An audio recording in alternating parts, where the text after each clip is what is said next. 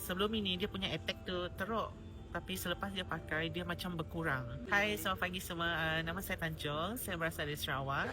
Pertama kali saya beli stokin tu, saya suruh saya punya kawan pakai. Saya punya kawan tu dia ada masalah gout.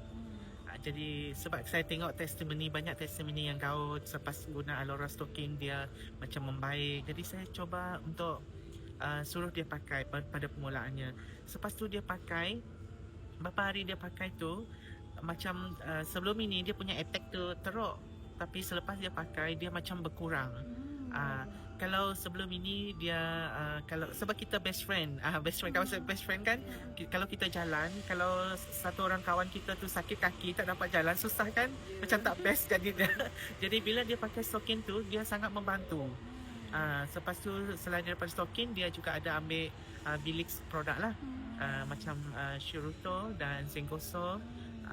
Jadi lama-kelamaan dia punya attack tu macam berkurang. Nak tahu lebih lanjut tentang apa yang sesuai untuk masalah gout anda, boleh DM Hafsa atau klik link di bio.